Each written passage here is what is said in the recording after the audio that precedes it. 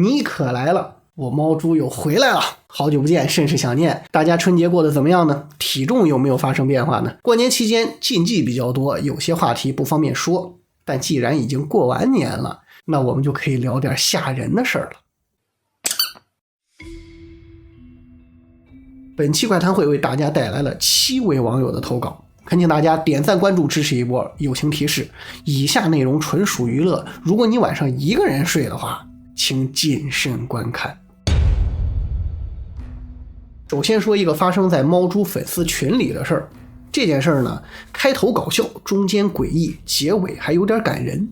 事情是这样的，1月22日晚上22点21分，很特别的一个时间哈。群友小郑突然发了张照片，说他和朋友出门旅行摄影，在宾馆房间里发现了个奇怪的东西，问大家是啥。如图，有人知道这是个什么吗？可以猜一下。当时小郑很慌，因为他的房间在走廊尽头，80平米的套间，只有他一个人住，而且这间房明显是被当过婚房，满墙都是结婚的装饰，床头还贴着红喜字呢。深更半夜，灯光昏暗，这就有点中式恐怖的意思了啊！照片发出来之后呢，群里头展开了热烈的讨论。有人说像是个瓶子或者是罐子，装的是啥呢？不好说，让他试试看能不能打开。小郑试了试啊，打不开，越想是越害怕。当时已经晚上11点多了，他决定跑去朋友房间躲一躲。很快，时间来到了凌晨0点3分。他突然在群里发了个消息，说破案了。这个吓人的玩意儿啊，是个窗帘杆的盖子。有熬夜没睡的群友实图验证了一下，还真是。你说他平时就横在天上的，猛的这么竖着摆在那儿，搁谁也想不到啊，是吧？这个反转效果相当炸裂啊！当然这只是个小乌龙，事情才刚刚开始。3天之后，1月26日晚上，小郑再次上线，接着讲述了他几天来的怪异经历。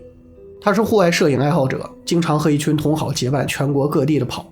这趟他们的目的地是山西晋中一带。21日，一行人出发前往山西。22日早上到达晋中，入住了榆次区的一家宾馆，也就是前面发生窗帘杆盖子乌龙事件的那家。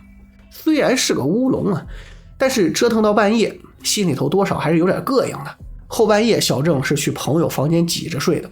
第二天晚上，一行人转战去了榆社县，结果到宾馆进屋一看，好家伙，又是婚房。小郑这一晚他又没睡好，总觉得被子死沉死沉的，就像上面躺了个人，压得他喘不过来气儿。接下来他们去的地方也有点怪，第一站拍摄地在台曲村附近，挑了半天发现最好的机位是一个半废弃的手桥岗楼。岗楼有2层，那里边的玻璃基本上就没有完整的了，地上积了一层很厚的灰，还有一层冰，四处漏风，站在里面的体感至少是零下10几度。岗楼里的空间很狭窄，带上设备进去3个人那就相当拥挤了。从遗留的痕迹来看，这个岗楼至少2021年的时候还有人待过，因为墙上贴着一张庆祝100周年的海报。看着看着呢，就发现有点不对劲儿了。怎么的呢？屋里墙上贴了不少的纸片，还写了很多的字儿，但是所有文字除了一些明显是摘抄的报纸之外，其他的语序完全不通。比如照片上这张，窗户左边贴的纸应该是想写学习雷锋，但是写字的人颠来倒去写成了风雷学习。下面那几张纸呢，小郑专门查了一下，节选自2013年的一期晋中日报。类似这种墙上所有的字都是歪歪扭扭的，像是文化水平不高，内容也是语无伦次。上一行可能还是说化学的内容，下一行就变成政治了，给人一种精神错乱的感觉。最诡异的是，在这些所有的字迹中，还有一个用绿色彩笔写的大象，在各种地方是反复出现。如果说是周围村庄的小孩跑来写的，但这些字大多都在成年人写字的高度。小郑身高1.9米啊，有些字甚至比他还高。别说小孩了，矮点的大人他都很难够得到。况且这岗楼周围有很多带刺的荆棘之类的杂草，那小孩进来非得挂一身血不可。那这些字到底是什么人写的呢？不得而知。这站拍摄完，小郑就开始各种不顺，先是丢东西啊，什么狗皮帽子、充电线、对讲机，没有他不能丢的。背包的搭扣也是莫名其妙的就断了。后面去第二站拍摄，则差点出了大事。第二站是榆社北部南河底的野山包子一带，为了方便呢，他们包了辆车跟队。司机师傅很健谈，一路上很快就聊熟了。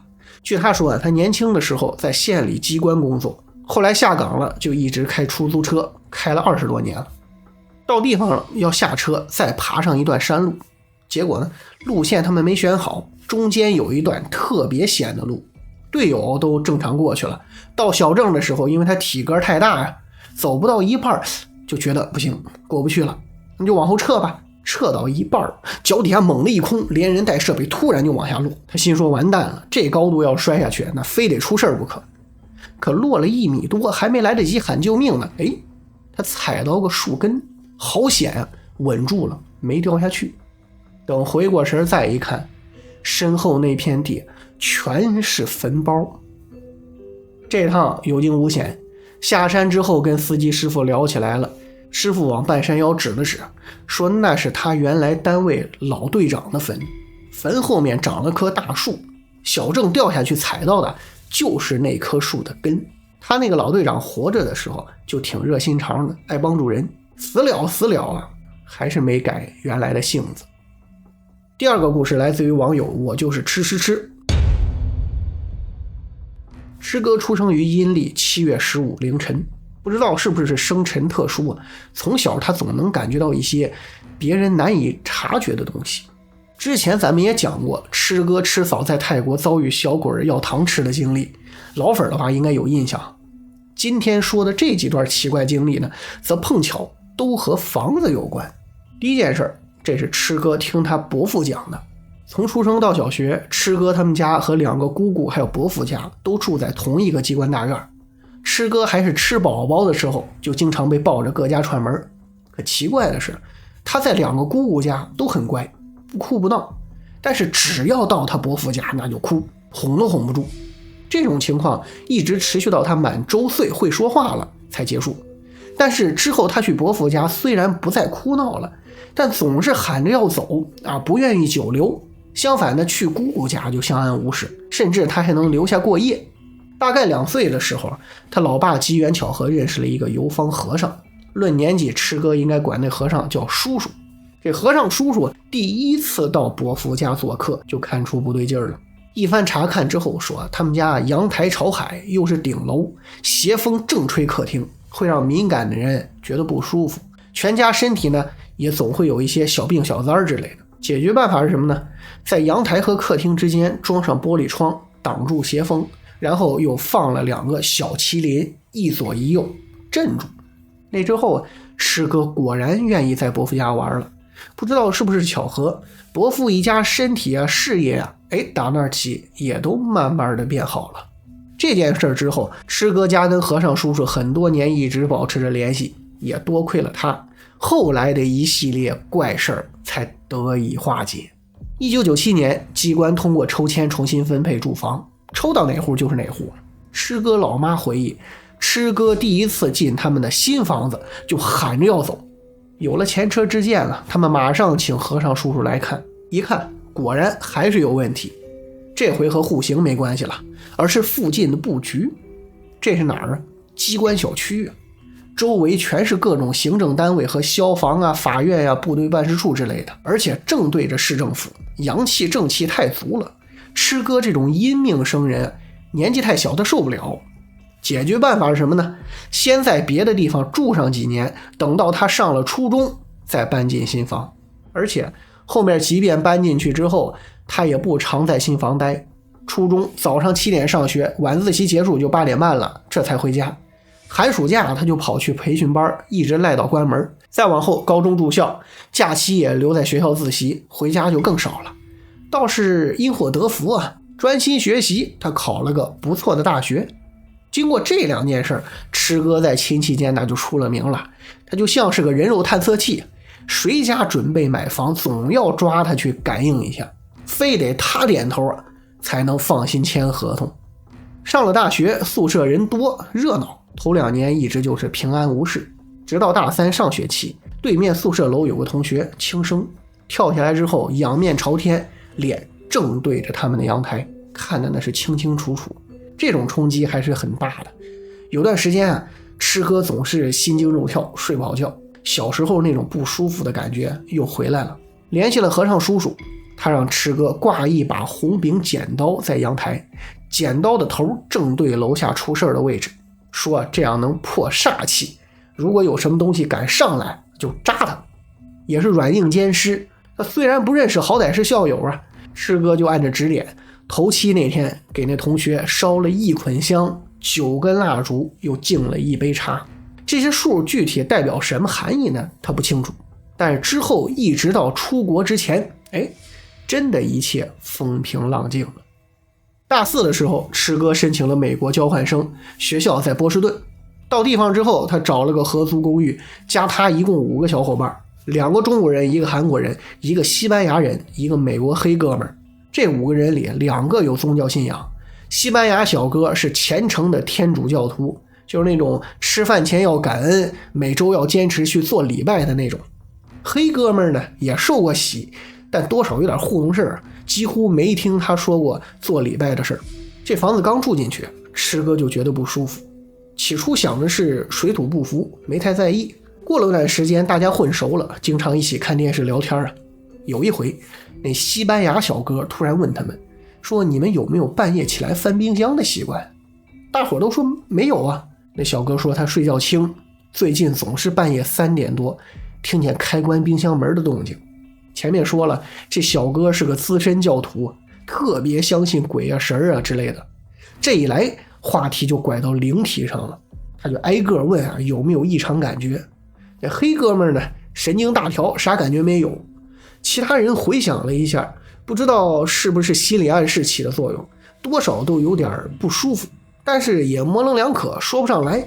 只有吃哥有些事儿他没敢细说，比如他最近总是鬼压床，还学着之前的经验在枕头下放了把红柄剪刀。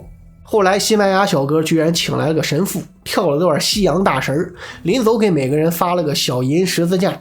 据小哥说，神父念的是驱赶灵体的咒语。屋里有东西，那东西不害人，就是死在这公寓里赖着不愿意走，赶走了就好了。也不知道是剪刀起的作用呢，还是小十字架的效果，再或者中西合璧疗效好啊。之后一天云彩散，半夜再也没有出现开关冰箱门的声音了。我十分怀疑是那黑哥们半夜起来偷偷吃宵夜。毕业回国之后，吃哥按部就班的工作攒钱准备买房。2017年他看中了一个带湖景的新楼盘，加上开发商那边有朋友可以拿到员工价，基本上这事儿就算定下来了。他去实地看过2趟，朝向、户型和楼层都选好了，推窗可以直接看见湖。但这2趟去可都是白天去的。有天晚上他开车路过，临时起意下车围着楼盘就转了一圈，这一转突然感觉不对劲儿了，晚上怎么阴风阵阵的，吹得浑身难受。出于警惕，他又带着爸妈又去看了一趟。结果老妈一眼就认出来了，那片地原来是农田，他小时候就在周边住，还经常跟邻居大妈去捡柴火烧饭。这楼盘中间那个湖以前其实是个水坑，夏天的时候小孩都爱进去玩，有些呢下去就再也没上来。盖楼的时候可能是为了方便，开发商直接就把水坑给弄成了景观湖了，等于说这湖底下沉的那些东西还都在下面。当时老妈就劝他别买，可是架不住便宜，又是学区房纠结了很久，还是请和尚叔叔出山，选来选去给选了个厕所对着湖的湖型。果然住进去这么久，再也没有遇见那晚上的阴风了。而且最重要的是，这是一个主打湖景房的小区，他买的那种背对着景观湖的户型要价非常便宜，顺带着省了不少钱，颜值非凡啊。下面这个投稿乍一听没头没尾的，但是您别细琢磨，琢磨的多了反而特别瘆人。去年小丫上了大学，新生报道，他对学校的第一印象是草木很多，环境很好，就是有点过于阴凉了。10月底有个周末，他回了趟家。周日下午赶火车返校，路上耽误了会儿，等到学校附近已经是晚上7点多了。看着时间不太赶趟，就打了辆车。刚上车，他听见司机师傅说了一句：“你们俩姑娘回学校吗？”他当时正在刷手机，没太在意，以为师傅嘴瓢了，就说：“就我一个人。”师傅没说话，开车了。结果车开了好一会儿，那师傅是一声不吭。小丫找他搭话，他也不理。当时小丫就想起来那各种女大学生遭遇不测的新闻了，害怕了一路。直到下车进了宿舍，整个人他还有点昏昏沉沉的，洗漱完就赶紧睡觉了。然后恐怖的事情就来了差不多3点左右的时候，小丫突然醒了。他的床是有床帘的，拉得很严实，一点光都不透。但是睁眼却看见了一张惨白的女生的脸印在床帘顶上。那女生戴着个黑框眼镜，跟他对视着。小丫吓懵了，死盯着上面，眼睁睁地看着那张脸变模糊变小，然后飘向床帘口消失了。因为之后他还壮着胆子给老爸发了条微信，所以可以证明这不是在做梦。熬到后半夜，好不容易睡着了，这回他做了个梦，梦到了一个戴黑框眼镜的女孩，脸上脏兮兮的，还有伤，好像是被什么东西压过去了的感觉。那女孩呢，不停跟他说救救我之类的话。接下来几天，小丫是经常梦到那个女孩，每次都是重复着救救我救救我之类的。后来被折腾的受不了了，他通过朋友找了个人处理了一下。大概方法就是那人用米插着3根香，叨叨念念了一些听不懂的话。念完呢，小丫瞬间就感觉到身上轻松了不少，之后就再也没梦到过那个戴黑框眼镜的女孩了。是不是没头没尾啊？这种事儿瘆人就瘆人在没结果，到底学校那条路出个什么事儿呢？还是那个出租车司机有问题呢？如果不打断的话，或许他能知道黑框女孩为什么要向他求救，那就是另一个故事了。你相信死亡会有征兆吗？网友小高从长辈那听说了2段诡异的往事。小高的老外公，就是妈妈的外公外婆的父亲，是2013年10月份去世的。外婆说他们村有个自称有阴阳眼的人，老外公去世之前，那人从地里干活回来，半路就看见老外公往村外走，身子是半透明的。他放下农具，抓了把土要去拦，可能是某种特别的法术需要用到土结果呢没拦住。后来老外公没多久就去世了。第二件事是关于小高爷爷的，爷爷也是2013年去世的。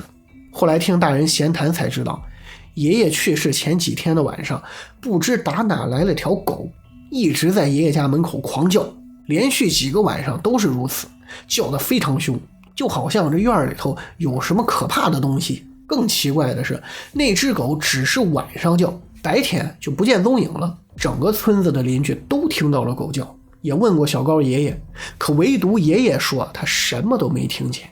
不久之后，爷爷就去世了。下面这件事发生在2021年7月，辣条回农村外婆家过暑假。有天他和小伙伴玩忘了时间，准备回去的时候已经夜里11点半了。回家必经之路上有一棵很大的榕树，远远的他就看见树上挂着件红衣服。开始他以为是谁家衣服没挂好，被风刮到树上了。等走近仔细一看，那哪是衣服呀，分明是个人，披头散发，看不清脸，红衣服随夜风是飘飘荡荡。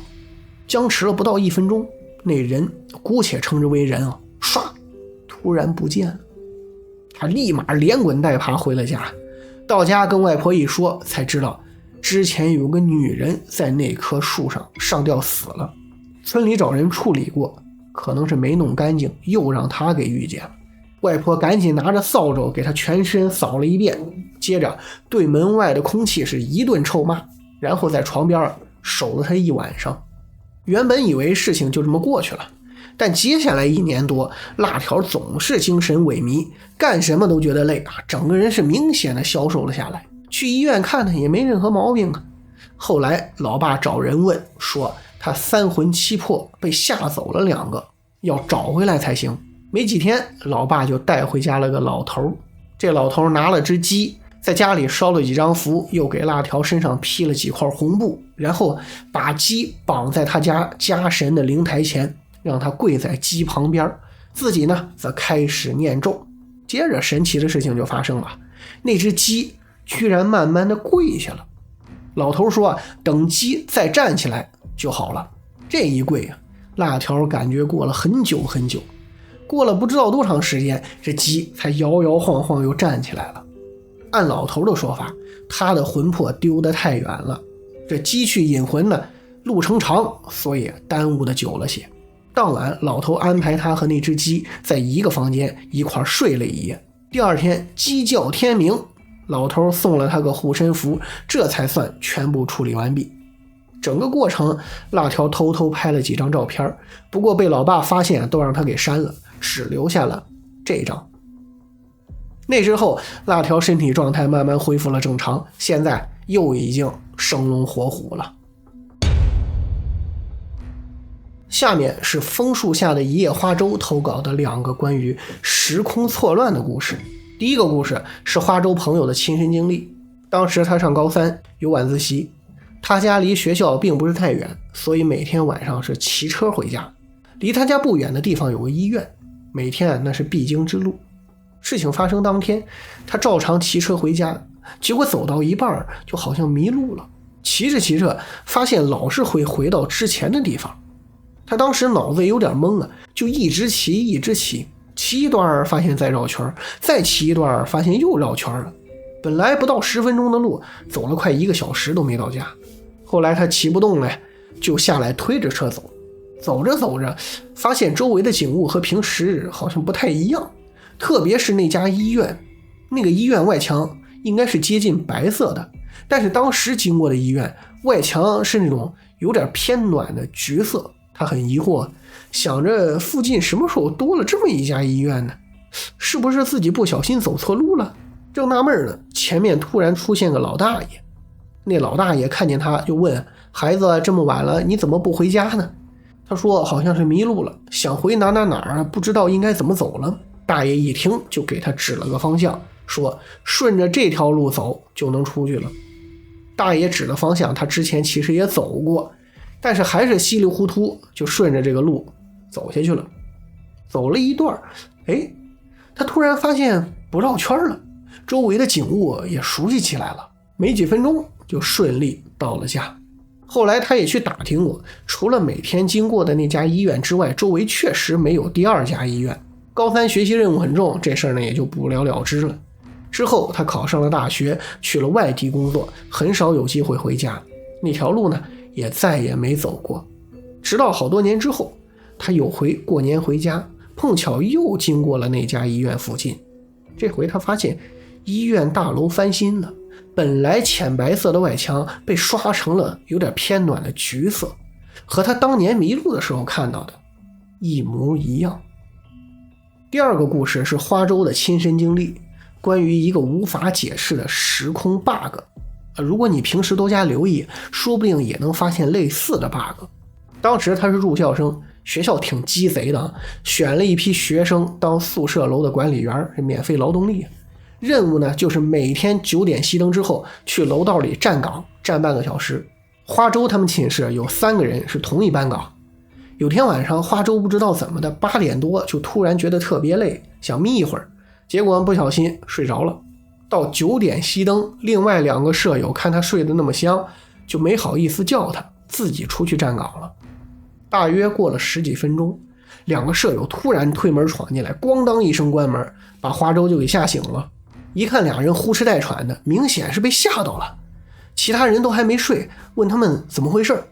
据这俩人说，他们上岗之后站了没几分钟，看巡视的老师一时半会儿也来不了，就一起去卫生间里偷懒方便。他们宿舍楼的布局呢，是每层都有一个水房，水房里面再开一个门，进去是卫生间。他们那层的卫生间门时间长了有点变形，每次开关的时候都会蹭地面发出很响的声音。当时两人进去之后啊，顺手就把门给关上了。记住这个细节啊！进去挨个隔间看了遍，确定没有人，他俩是一头一尾选了2个坑位，边蹲边聊天。等方便完出来之后，他们又顺手把门给关上了。可等重新回到岗位站定，就突然听见卫生间里哗有冲水的声音。两人第一反应是隔音不好，3楼冲水传上来的声音。可紧接着就听见卫生间的门咔开了，接着呢是洗手的声音，再然后水房里出来个女生，穿着一身白睡衣，披着头发，一瘸一拐的就往402门口走去了。可是从进去到出来，厕所里根本就没有第3个人啊！这个女生是打哪儿来的呢？两个人当时就炸了，转头冲回了寝室。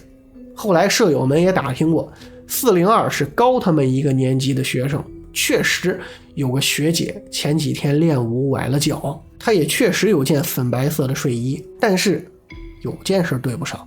当晚熄灯之后，如果学姐是先于他俩进的卫生间，为什么他们进去之后没看到人呢？如果是俩人方便过程中学姐后进去的，卫生间开门关门声音很大，不可能发现不了。在完全无可能的情况下，那学姐到底是什么时候进去的呢？最后一个故事，咱们还是回到粉丝群。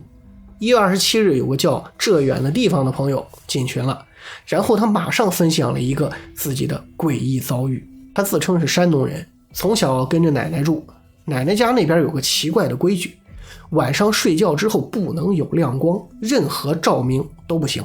上中学的时候需要住校啊，结果入住的第2天晚上，有舍友复习完忘记关小台灯了。凌晨3点多的时候，他突然被一阵狗叫声吵醒，紧接着就听见宿舍门那边有动静，伸头一看，透过门上的小玻璃窗，发现外面有一团黑东西在那蠕动。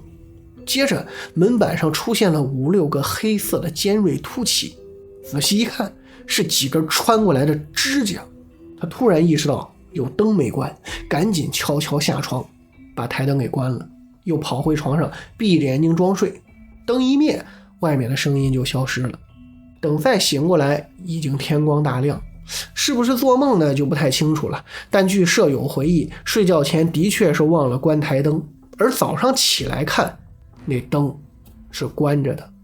这段消息在群里一发出来，群友花粥马上就想起了另一个他听过的事情，相似度高到让人起鸡皮疙瘩。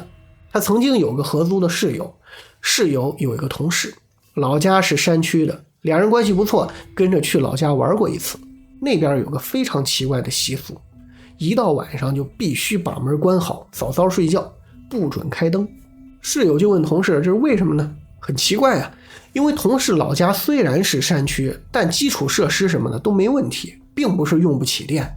而且同事在外面工作，生活作息跟普通年轻人一样，也会经常熬夜追剧什么的，根本看不出来他还有这种奇怪的习惯。同事当时没有细说，只是大概解释当地有传说夜里会有什么怪物一类的东西出来，见到光了就知道家里有人了，就会来害人。